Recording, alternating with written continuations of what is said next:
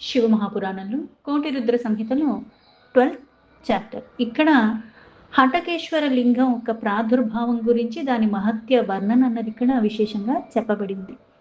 ఋషయ ఊచుః సూత జానాసి సకలం వస్తు వ్యాస ప్రసాదతః తవాజ్ఞాతం న విద్యేత తస్మాత్ పృచ్ఛామహి వయం. మళ్ళీ సూతుల వారిని ఈ ఋషి వాళ్ళందరూ కూడా అడుగుతున్నారు ఏమని అంటే, మీకు ఇంకేమన్నా వినాలంటే, ఇంకేదన్నా తెలుసుకోవాలంటే నన్ను అడగండి అని చెప్పారు. ఆయన చెప్పిన తర్వాత ఈ ఋషులు ఆయన ఇలా అడుగుతున్నారు అంటే, మీరు నిజంగా వ్యాసుల వారి కృప కొద్దీ ఏదైతే మీరు తెలుసుకున్నారో అవన్నీ కూడా మాకు అన్నీ చెప్పారు. అయితే మీకు తెలియదంటూ కూడా ఏదీ లేదు. అందుకే మళ్ళీ మిమ్మల్ని అంటే తెలుసుకోదగే విషయాలన్నీ కూడా తెలుసుకోవటానికి సర్వము తెలిసి ఉన్నవారు మీరు. అందుకే దయచేసి మాకు ఇంకా చెప్పండి అని మేము మిమ్మల్నే అడుగుతున్నాము. లింగం చ పూజ్యతే లోకి తత్వయా కథితం చాయత్ తత్ తతేవ నాచాన్యద్వా కారణం విద్యతే త్విహ. ఏదైతే పూర్వం మీరు చెప్పారో అంటే ఇక్కడ కొన్ని లింగాలు ఉన్నాయని చెప్పేసి, అలాగే భూమి మీద చాలా లింగాలు ఉన్నాయి, ప్రతిదీ విశేషమైనదే, అది లేని స్థలం అంటూ ఏది లేదు అని చెప్పారు. అయితే ఇక్కడ ఈ లోకంలో ఏదైతే శివలింగాలు ఉన్నాయో దానికి పూజ ఏదైతే జరుగుతుందో అది లింగంగా ఉన్న కారణంగా పూజించబడుతుందా, లేకపోతే ఇంకేదన్నా కారణం ఉందా దాన్ని పూజించటానికి? అసలు ఏ కారణం చేత ఆ లింగం ఇంతలాగా ప్రాముఖ్యత అని అడిగారు. బాణరూపాశ్రుతాలోకే పార్వతీ శివవల్లభ ఏతత్ కిం కారణం సూత కథ్యయాతం యథాశ్రుతం. శివవల్లభ పార్వతి అంటే ఎప్పుడు కూడా ఆ పార్వతీదేవికి ఆధీనంలో ఉంటారు, శివశక్తి యుక్త. మనకి మళ్ళీ సౌందర్యలహరి తీసుకుంటే, అలాగే లలితా సహస్రనామం తీసుకుంటే ఎప్పుడూ కూడా శివ కామేశ్వరాంకస్త అంటే ఆయన మీద ఎప్పుడు కూర్చుని ఉంటుంది అంటారు. అలాగే స్వాధీన వల్లభ అని, అలాగే ఇక్కడ శివ వల్లభ పార్వతి అంటే ఈ లోకంలో ఏదైతే బాణలింగ రూపంలో ఉన్నదో అది శివ వల్లభ అని, పార్వతీ వల్లభ అని చెప్తారు. అదే కారణంగా పూజింపబడుతుందా? అయితే ఏ కారణం చేత ఇంత విశేషంగా దాన్ని పూజింపబడటానికి అవన్నీ మీ ద్వారా తెలుసుకోవాలన్నది, అందుకని దయచేసి అవన్నీ మాకు చెప్పరా అన్నారు. సూత ఉవాచ కల్పభేద కథా చైవ శ్రుతా వ్యాసాన్మయా ద్విజాః తామేవ కథయాం యద్య శ్రూయతాం ఋషి సత్తమాః. సూతుల వారు కూడా ఆ ఋషిగణములకి ఇలా చెప్తాను, ఓ ఋషి సత్తముల్లారా, నేను ఏదైతే వ్యాసుల దగ్గర నుంచి ఇక్కడ మళ్ళీ కల్పభేదాలు ఉంటాయి, మనకు పురాణంలో ఇలా రాశారు, ఆ పురాణంలో ఇలా రాశారు అనుకుని చూస్తూ ఉంటే అది నువ్వు ఎప్పుడైతే ఒక అనుమానంతో చూసినప్పుడు అది అనుమానం ఇంకా పెనుభూతంలాగా పెంచేలాగే ఉంటుంది. ఒక దాని గురించి అవగాహన తెచ్చుకోవాలని నువ్వు ఏదైతే ప్రయాసతో ఆ తత్వాన్ని తెలుసుకోవాలని నాకు అర్థం కావట్లేదు, తెలుసుకునే ప్రయత్నాన్ని చేస్తున్నావు అనుకుని నువ్వు ఎప్పుడైతే అది చేస్తూ ఉంటావో నీకు మెల్లమెల్లగా చిక్కుముడులు విడినట్టుగా దానిలో ఆంతర్యం ఏంటి అన్నది అర్థం అవుతూ ఉంటుంది. ఒక్కొక్క కల్పానికి ఒక్కొక్కలాగా, ఎందుకంటే ఎలా అయితే జనన మరణాలు అన్నవి ఈ కాలచక్రం నడుస్తూనే ఉన్నది, అది ఇప్పుడు మొదలైంది కాదు, ఈ రేపొద్దున అయిపోయేది కాదు, ఎప్పుడూ అనాదిగా నడుస్తున్నవన్నీ కూడా. అందుకని కల్పాల భేదాలతో కొన్ని వేరుగా ఉంటాయి. అందుకే ఈ వ్యాసుల వారి దగ్గర నుంచి ఆ కల్పభేదంలో కథ నేను ఏదైతే విన్నానో అదే వర్ణన ఇప్పుడు నేను మీకు కూడా చెప్తున్నాను. పురా దారువనే జాతం యథావృత్తం తు ద్విజన్మనాం తదేవ శ్రూయతాం సమ్యక్ కథయామి యథాశ్రుతం. పూర్వకాలంలో దారు అన్న వనం ఉండేది. ఆ అడవిలో ఇక్కడ బ్రాహ్మణులు అక్కడ ఏదైతే వాళ్ళకు ఒక సందర్భంలో కొన్ని ఎలా అయితే వాళ్ళకి జరిగినాయో అది ఏవైతే ఆయన దగ్గర నుంచి నేను విన్నానో దాన్ని నేను మీకు ఇప్పుడు వినిపిస్తున్నాను. నేను విన్నది విన్నట్టుగా, నేను ఏదైతే విన్నానో అదే, అంటే ఇక్కడ కల్పితాలు ఏమీ లేవు, నాకు వాళ్ళు చెప్పిందే నేను మీకు చెప్తున్నాను అని. యథా తథా దారుణం వనం శ్రేష్టం తత్రాసన ఋషి సత్తమాః శివభక్త్యాః సదా నిత్యం శివధ్యాన పరాయణాః. ఓ ఋషి సత్తముల్లారా, ఈ దారుక వనం ఏదైతే ఉందో అది చాలా శ్రేష్టమైనది. అక్కడనే నిత్యము కూడా పరమేశ్వరుడి ధ్యానంలోనే తత్పరులైపోయి అంత శివభక్తితో ఉండే కొంతమంది బ్రాహ్మణులు అక్కడ నివసిస్తున్నారు. త్రికాలం శివపూజాం చ కుర్వంతి స్మ నిరంతరం నానావిద్యేః స్తవేర్దివ్యైస్తుష్టువుస్తు మునీశ్వరాః. అయితే మునీశ్వరులారా, వీళ్ళు ఎవరైతే నిత్యము శివభక్తి తత్పరులే ఆయన్ని పూజించుకుంటున్నారో 3 కాలాలు ఏంటంటే ప్రాతకాలం, మధ్యాహ్న కాలం, సాయంత్రం కూడా సదా పరమేశ్వరుని పూజిస్తూ ఉన్నారు. ఎన్నో రకాల స్తోత్రాలతో స్తుతులతో ఆయన్ని పూజించుకుంటూనే ఉన్నారు భక్తి శ్రద్ధతో. ते कदाचिद्वने याताः समिधा हरणाय च सर्वे द्विजर्षभाः शैवाः శివధ్యానపరాయణాః. ఆయన్ని ఇన్ని రకాలుగా పూజించుకుంటూ శివధ్యానంలోనే మగ్నమైపోయి ఉన్నవాళ్ళు భక్తుల్లో శ్రేష్ఠులైన వాళ్ళందరూ కూడా ఒక సమయంలో ఏదైతే వాళ్ళు ఈ నిత్యం చేసుకునే దానికి సమిధలు కావాలి కాబట్టి అవి తీసుకోవటానికి వనాల్లోకి వీళ్ళందరూ బ్రాహ్మణులు వెళ్ళారు. ఏతస్మిన్నంతరే సాక్షాత్ శంకరో నీలలోహితః విరూపం చ సమస్తాయ పరీక్షార్థ సమాగతః. అదే సమయంలో నిరంతరం శివభక్తితోనే తత్పరులై వీళ్ళు చేస్తూ ఉంటే ఆ పరమేశ్వరుడు వాళ్ళని పరీక్షించాలి అనుకుని తానే ఆ శంకరుడు ఒక వికటమైన రూపాన్ని ధరించి అక్కడికి వచ్చాడు. దిగంబరో అతి తేజస్వి భూతి భూషణ భూషితాః సాచేష్టమాకరో దుష్టాం హస్తే లింగం విధారయన్. అయితే ఒక వికట రూపం ధరించి వచ్చాడు ఈ పరమేశ్వరుడు. ఎలాంటి రూపాన్ని ధరించాడంటే దిగంబరుడు, అంటే ఏ వస్త్రాలు ధరించకుండా ఒళ్ళంతా కూడా భస్మాన్ని మొత్తం రాసుకుని ఉన్నాడు. భస్మం తప్పితే ఇంకా శరీరం మీద ఇంకోటి దిగంబరుడుగా ఉన్నాడు. ఆ దిగంబరులు వచ్చి పైగా ఆభరణాలు ఏమీ లేకుండా భస్మాన్ని ఆభరణంగా ధరించి ఉన్నాడు. తేజోమయంగా ఉన్నాడు ఆ పరమేశ్వరుడు. మళ్ళీ ఇంత తేజోమయంగా ఉన్నది తన రూపంలో మర్మది అది ఏదైతే ఉందో దాన్ని చేత్తో పట్టుకునేలా అయితే కలిపురుషుడు పట్టుకున్నాడు అంటారా, అలాగా విచిత్రంగా ఆ రూపంతో అలాగా అక్కడ ఉన్నాడు ఆ చేష్టతో. మనసా చప్రియం తేషం కర్తుం వై వనవాసినా జగామ తద్వనం ప్రీత్యా భక్త ప్రీతో హరః స్వయం. అయితే ఇక్కడ వీళ్ళందరూ వనానికి వెళ్ళిపోయారు. అక్కడ మిగిలింది ఎవరు అంటే వాళ్ళ భార్యలు ఉన్నారు. అయితే వీళ్ళు వనానికి వెళ్ళిపోయారు. అక్కడ చూస్తే ఈ పరమేశ్వరుడు లీలా చేయడానికి వాళ్ళని పరీక్షించడానికి వచ్చాడు. ఈ పరమేశ్వరుడు స్వయంగా తానే వచ్చేసరికి ఇక్కడ వీళ్ళు వనానికి వెళ్ళిపోయారు. మిగిలిన వాళ్ళ భక్తుల్ని పరీక్షించటానికి వచ్చారు. అయితే భక్తిలో ఎంత తీవ్రత నీకున్నదో అన్నది మళ్ళీ కొన్ని నామాలకి కొన్ని రూపాలకి ఆగిపోయినట్టుగా అక్కడే కొంచెం ఆగిపోతూ ఉంటాం. వీళ్ళని ఉద్ధరించటానికి వచ్చినప్పటికీ కూడా వచ్చినవాడు ఎవడన్నది నాకు ఎప్పుడు అర్థమవుతుంది అంటే నాలో అంత ఉంటే పరిపక్వత ఏ రూపంలో వచ్చినా నేను పట్టుకోగలను. నేను కొలిచే రూపంలో వస్తే కూడా తెలుసుకోలేనంత అజ్ఞానంలో మనం వికారాలతో ఉంటాము. ఇక్కడ మళ్ళీ వికట రూపంలో వచ్చాడు, దిగంబరుడుగా వచ్చాడు. అందుకని ఇక్కడ ఈ రూపం చూడగానే అంత అనన్యమైన భక్తుండి ఎంత త్రికాలాల్లో చేస్తున్న వాళ్ళకు కూడా భక్తి అన్నది పరిపక్వత అని అందుకంటారు. ఇన్ని చేశాను అన్ని చేశాను అంటే వచ్చేసిందంటే అంత సులభంగా ఏం రాదు. ఆ భక్తి అన్నది ఏవి చేయకపోయినా కూడా శుద్ధత్వం వస్తుంది. ఇన్ని చదివితే వచ్చేస్తుంది, చదవకపోతే అది ఎప్పటికీ రాదంటానికి కూడా వీల్లేదు. నానా విధాలు నవవిధ భక్తి అన్నట్టుగా ఏ రూపంలో ఉన్నా వస్తుంది. కాకపోతే శ్రద్ధ అనన్యంగా ఉండాలి. తం దృష్ట్వా ఋషిపత్నయస్తాః పరం త్రాసాముపాగతః విహ్వలా విస్మితాశ్చాన్యాః సమాజగ్ముస్తతా పునః ఆలీలింగస్తతా చాన్యాః కరం ధృత్వా తతా పరాః పరస్పరం తు సంఘర్షాత్ సమగ్రాస్తాః స్త్రియయస్తథా. అయితే ఇక్కడ పురుషులు లేని సమయంలో ఈయన దిగంబరుడుగా భస్మాన్ని రాసుకుని ఏదైతే అక్కడికి వచ్చాడు. కాకపోతే ఎలా ఉన్నాడు, తేజమయంగా ఉన్నాడు. ఈ ఋషి పత్నులు ఏదైతే భయానికి ఆయన్ని చూసేసరికి ముందుగా భయం వేసింది. ఈ భయభీతులకి లోబడిపోయిన తర్వాత కొంతమంది ఏమో ముగ్ధత్వానికి ఆశ్చర్యానికి లోబడిపోయారు, కొంతమంది అక్కడి నుంచి పారిపోయారు, కొంతమంది ఏమో వాళ్ళకి వాళ్ళు గట్టిగా పట్టేసుకుని ఉన్నారు, కొంతమంది ఏమో ఆ స్త్రీలు ఒకళ్ళనొకళ్ళు గట్టిగా పట్టేసుకున్నారు, కొంతమంది ఆయన చేతిని తాకుతూ ఉన్నారు, కొంతమంది ఆయనకి దగ్గరగా వెళ్ళిపోయారు. అంటే మోహానికి లోబడిపోయి ఉన్నారు వీళ్ళందరూ కూడా. ఏతస్మిన్నేవ సమయే ఋషివర్యాః సమాగమన్ విరుద్ధం తం చాతి దృష్ట్వా దుఃఖితాః క్రోధముచితాః తదా దుఃఖమనుప్రాప్తాః కోయం తథా బ్రువన్ సమస్త ఋషయస్తే వై శివమాయా విమోహితాః.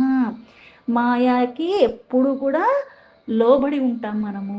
అందుకే ఈ సమయంలో లేదా ఆ సమయంలో అన్నట్టుగా కాకుండా ఏ సమయంలో ఎన్ని చేసినా సరే దాన్ని దాటటం అన్నది అంత సులువేం కాదు. ఇంత చేస్తే అయిపోతుందా, అంత చేస్తే వచ్చేస్తుందా అంటే రాదు. కొన్ని జన్మలు పట్టచ్చు.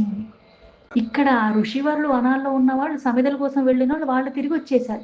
వాళ్ళు ఇక్కడికి వచ్చేసరికి ఇక్కడ చూస్తుంటే ఆయన దిగంబరులాగా ఉన్నాడు. వీళ్ళు చూస్తే ఒకళ్ళనొకళ్ళు పట్టుకున్నట్టున్నారు. కొంతమంది ఏమో ఆయనకి దగ్గరగా వచ్చేస్తున్నారు. ఇవన్నీ చూసి వీళ్ళకి వెంటనే కోపం వచ్చింది. అంటే ఇంత చేసి ఉన్నా సరే ఎలా అయితే కామ క్రోధ లోభ ఇవన్నీ నరకద్వారాలు. కోపం వచ్చింది. ఈ క్రోధంలో వచ్చి వాళ్ళు ఇక్కడ మళ్ళీ ఈ మోహానికి లోబడి, ఒక్కసారి నువ్వు మోహానికి లోబడితే ఇలాగే చేస్తావని లేదు. ఏదన్నా సరే వికారం వస్తుంది. కొంతమందికి ఇంకో రకంగా వస్తుంది. ఈ శివమాయకి మోహానికి లోబడిపోయిన ఈ ఋషిగణములు కూడా అక్కడ మళ్ళీ వాళ్ళతో ఈ ఎవరితను అంటున్నారు. యథాచానోక్తవాన్ కించిత్ సో అవధూతో దిగంబరః ఊచస్తం పురుషం భీమం తదా తే పరమర్శయః. ఎవరితను ఈ దిగంబరుగా వచ్చిన అవధూత ఎవరు, ఇతను గురించి మనకేమీ తెలియదే అని ఈ మహర్షులందరి పైగా ఇంత భయంకరమైన రూపాన్ని ధరించి ఉన్నాడు, ఈ దిగంబరులాగా ఉన్నాడు, ఎక్కడి నుంచి వచ్చాడు, ఏమిటి ఇది అని వీళ్ళు ఆ వచ్చింది ఎవరు అన్నది కూడా తెలుసుకోలేకుండా అయిపోయారు. పైగా ఇక్కడ ఈయన ఎలా వచ్చాడు అంటే త్వయా విరుద్ధం క్రియతే వేద మార్గా విలోపియత్ తతస్వాధీయం తల్లింగం పతతాం పృథివీతలే. అంటే వేద మార్గం ఏదైతే చెప్పిందో దానికి చాలా విరుద్ధంగా ఉన్నాడు ఈ అవధూత. ఆ విరుద్ధంగానే ఆచరిస్తున్నాడు. అంటే ఏదైతే ఈ దిగంబరుడిగా రావటమే కాకుండా అక్కడ మళ్ళీ ఆ లింగాన్ని చేత్తో పట్టుకుని ఇక్కడ ఎలా తిరుగుతున్నాడు. అందుకని వీళ్ళకి కోపం వచ్చిన కారణంగా వెంటనే ఏం చేశారు అంటే నువ్వు వేద మార్గానికి చాలా వ్యతిరేక ధోరణిలో ఉన్న కారణంగా దేన్నైతే పట్టుకుని నువ్వు ఇక్కడ ఈ విచిత్రమైన చేష్టలు చేస్తున్నావు ఆ లింగం వెంటనే భూమి మీద పడిపోగాక అన్నారు. సూత ఉవాచ ఇత్యుక్తే తు తథాతిశ్చ లింగం చ పతితం క్షణాత్ అవధూతస్య తస్యాశు శివస్యాద్ భూతరూపిణః. సూతుల వారు మళ్ళీ ఆ మహర్షులకి ఇలా చెప్తున్నారు.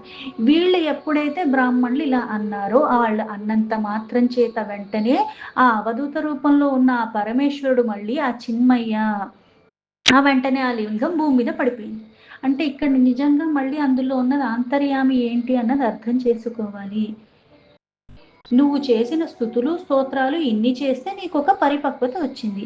ఈ పరిపక్వత వచ్చి కూడా వచ్చినవాడు పరమేశ్వరుడు అన్నది కూడా అంటే మళ్ళీ మాయామోహానికి లోబడిపోయావు. ఇంత మాయామోహానికి లోబడిపోయినప్పుడు సంకల్ప మాత్రంతో సృష్టినే చెయ్యగలిగిన వాడికి నేను మళ్ళీ ఏదన్నా శాపం ఇచ్చి ఇంకొకటి అంటే కూడా అక్కడ జరుగుతుందా అంటే లేదు. అంటే తానే అక్కడికి వచ్చి తానే ఇక్కడ మళ్ళీ ఇంకొకరిని ఉద్ధరింప చెయ్యటానికి అందరూ మాయామోహాలకే లోబడి ఉంటారు. ఆ మాయామోహాల నుంచి దూరం చెయ్యాలంటే మళ్ళీ కొన్ని వాటికి నువ్వు సాన్నిధ్యం కలిగితే కానీ ఈ భక్తిలో కొన్ని చేస్తున్నప్పటికి కూడా ఆ పరిపక్వత రాదు. దీన్ని మళ్ళీ అందరికీ సులభ స్తోత్రాలు స్తుతులు అందరికీ వస్తాయా రావు. మళ్ళీ అంత సమయాన్ని పెట్టగలవా, మళ్ళీ అందులో ఏమైనా ఉచ్చారణ దోషం వస్తే మళ్ళీ ఏదైనా భయం, ఇవన్నీ సాధారణంగా జరుగుతూ ఉంటాయి. అయితే ఇక్కడ అందరినీ ఉద్ధరించడానికి వచ్చినవాడు. అందుకే ఇక్కడ మళ్ళీ ఆ పరమాత్మ ఒక్క సంకల్పం కొద్దీ అది అలా పడింది. అంతేగాని వీళ్ళు అన్నారు కాబట్టి పడిపోయి అది ఏం లేదు.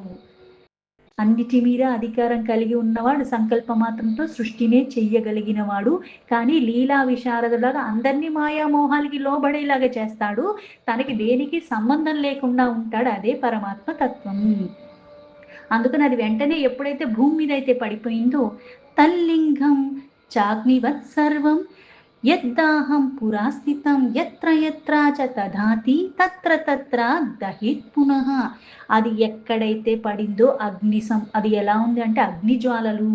ఇప్పుడు కొద్దిగా అగ్ని ఉంది ఏదో రగులుకుంది అంటే ఇంతటితో వెలిగి ఇంతటితో ఆగి పోతుంది. కానీ ఇక్కడ ఎంత అగ్నితుల్యంగా ఉంది అంటే ఆ మహేశ్వర లింగం ఎప్పుడైతే కింద పడిందో అక్కడ దాని సంపర్కంలో వచ్చినవన్నీ కూడా పెద్ద ఒక్కడి దగ్గర ఎక్కడ స్థిరంగా లేదు, అన్నీ కూడా భస్మరాశిలాగా అయిపోతూ ఉన్నాయి. ఇది అంతలాగా ప్రజ్వలంగా ఉంది. ఇది పైగా ఎక్కడ ఆగకుండా అది మళ్ళీ వెళ్ళిపోతూనే ఉన్నది, ఒక స్థానంలో లేదు. పాతాళే చ గతం తచ్చ స్వర్గే చాపి తతీవ చ భూమౌ సర్వత్ర తద్ధాతం నా కుత్రాపి స్థిరం హి తత. అయితే ఇక్కడ పడిన దగ్గర దాని సంపర్కంలో వచ్చినవన్నీ కూడా ఎలా అయితే భస్మరాశిలాగా అయిపోయావో, అది చాలా తీవ్రంగా, చాలా వేగంగా వెళ్ళిపోతానే ఉంది. అలా అలా అది పాతాళానికి వెళ్ళిపోయింది, స్వర్గానికి వెళ్ళిపోయింది.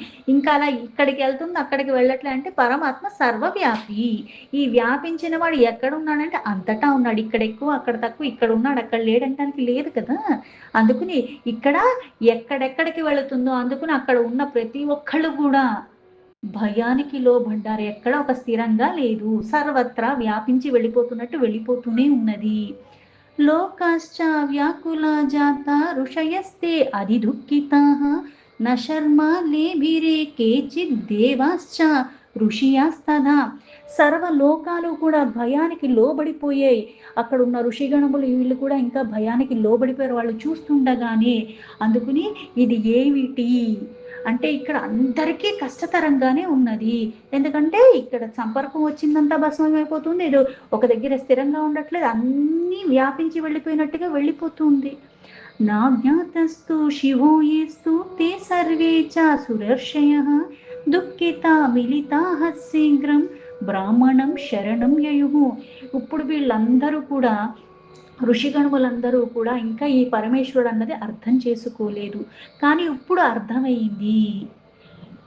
ఏమని అంటే మన చేతుల్లో ఏది అంటే అంత పరమేశ్వరునే భక్తి శ్రద్ధతో 3 కాలాల యందు కూడా పూజిస్తూ ఉన్నప్పటికీ కూడా ఇప్పుడేదో ఉపద్రవం వచ్చిందన్నట్టుగా భయం వేసింది తప్పితే చేస్తున్నది పరమాత్మ అన్న ఎరుకలేదు. ఎందుకు మళ్ళీ మాయాకి లోబడిపోయిన కారణంగా దుఃఖం వచ్చేసింది అని ఒకళ్ళకొకళ్ళు ఇంకా ఏం చేయాలి, ఎవరు మనకి దిక్కు, ఎవరిని శరణు వేడుకోవాలి అనుకున్నట్టుగా అనుకుని చర్చించుకున్నారు. తత్ర గత్వా చతే సర్వే నత్వా స్తుత్వా విధిం ద్విజాః తత్సర్వమవదన్ వృత్తం బ్రహ్మని సృష్టికారిణి. అందుకని వీళ్ళు వెంటనే ఆ బ్రహ్మకే నమస్కారం చేసుకుని స్తుతులు చేసుకుని సృష్టికర్త అందుకని ఆ వృత్తాంతాన్ని అంతా కూడా మళ్ళీ బ్రహ్మ దగ్గరికి వెళ్ళి బ్రహ్మకే నివేదించుకున్నారు. బ్రహ్మ తద్వచనం శ్రుత్వా శివమాయ విమోహితాన్ జ్ఞాత్వా తాన్ శంకరం నత్వా ప్రోవాచ ఋషి సత్తమాన్. ఆ బ్రహ్మ దగ్గరికి వీళ్ళైతే వెళ్ళారు. వాళ్ళు చెప్పిందంతా విన్న తర్వాత వీళ్ళందరూ మళ్ళీ శ్రేష్టమైన వాళ్ళు, శివభక్తిలో బాగా ఉన్నవాళ్ళు. ఆ శివుడు మోహానికి లోబడిపోయారు, మాయకి మోహానికి లోబడిపోయిన కారణంగా ఆ సదాశివుడిని తెలుసుకోలేకపోయారు అనుకున్నాడు బ్రహ్మ. మళ్ళీ ఆ పరమేశ్వరుడికి నమస్కరించుకుని అప్పుడు వాళ్ళతో మాట్లాడుతున్నాడు. బ్రహ్మో ఉవాచ జ్ఞాతరాశ్చ భవంతో వై కుర్వంతే గర్హితం ద్విజాః ఆజ్ఞాతారో యదా కుర్యః కిం పునః కథ్యతే పునః. బ్రహ్మ మళ్ళీ ఆ బ్రాహ్మణులతో ఇలా అన్నారు, మీరు ఇంత జ్ఞానులైకుండా అంటే ఇక్కడ అజ్ఞానికి తెలియదంటే అనుకోవచ్చు, వాడికి ఏమీ తెలియదు కాబట్టి.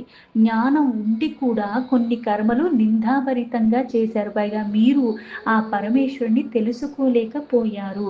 మీకే ఇలా జరిగితే ఇంకా అజ్ఞాని అన్నవాడు ఈ లోకంలో ఎలా తెలుస్తుంది? ఇంకా వాళ్ళు చేసేదన్నది ఇంకా ఏమీ మనం చర్చించక్కర్లేదు. ఎందుకంటే జ్ఞానికే కొన్ని బాగా తెలుస్తాయి. ఆ జ్ఞాని కూడా తెలుసుకోలేని స్థితిలో ఉండి ఇలాంటి నిందాభరితమైన కర్మలు చేస్తే విరుధ్యేవం శివం దేవం కుశలం కహ సమీహతి మధ్యాహ్ర సమయే యో వై నాతిథిం చ పరామృషి. ఈ ప్రకారంగా పరమేశ్వరుడికి విరోధంగా చెయ్యటం వల్ల ఎవ్వరికి ఎటువంటి కూడా మంగళకరంగా ఏది ఉండదు. పైగా ఈ విరుద్ధంగా చేసేసిన తర్వాత మంగళాలు కావాలని కోరుకున్న ఎవరు ప్రసాదిస్తారు? అది జరిగే అవకాశం లేదు. అందుకని నిజంగా ఏదైనా ఇక్కడ కొన్ని జరగాలి అంటే కూడా ఆ మహాకాలుడు ఏదొకటి చెయ్యాలి. అంటే దీనికి మళ్ళీ ఉదాహరణగా తీసుకుంటే తస్యేవ సుకృతం నిత్వా స్వీయం చ దుష్కృతం పునః సంస్థాప చాతిథిర్యాతి కిం పునః శివమేవ మాం. ఇంటికి మధ్యాహ్న కాలంలో ఎవరన్నా అతిథి వచ్చినప్పుడు అది అతిథి దేవో భవ అంటారు. అంటే అతిథి రూపంలో ఉన్నది పరమేశ్వరుడు. ఆ అతిథికి మనకి కార్యములాగా అన్ని విధి విధానంగా భోజనం చేసి అవన్నీ చేసి అతిథి మర్యాదలు అన్నీ చేసుకోవాలి. అప్పుడు పుణ్యం వస్తుంది. అంటే ఈ మధ్యాహ్న కాలంలో వచ్చిన వాళ్ళకి అతిథి మర్యాదలు ఏమీ చెయ్యకుండా ఉన్నప్పుడు మళ్ళీ ఇంకా మనకి పాపం ఎక్కువైపోతుంది. ఆ పాప కారణంగానే మళ్ళీ మనకి గతి స్థితి మారిపోతుంటాయి. అలాగే అంటే ఒక అతిథి రూపంలో వచ్చిన వాళ్ళకి నువ్వు సరిగ్గా చేసుకోకపోతే అతిథి మర్యాదలే పాపం వస్తుంది అంటే, పరమేశ్వరుడు విషయంలో ఏదైతే వచ్చింది పరమేశ్వరుడన్నది గ్రహించలేక, మళ్ళీ ఆయనకి ఇట్లాగ వీళ్ళు అనటము, దాని కారణంగా ఇది మహాపాపంతో సమానము అని. దీంతో శివ మహాపురాణంలో కోటి రుద్ర సంహితను 12 చాప్టర్‌లో 27 శ్లోకాలు సంపూర్ణం.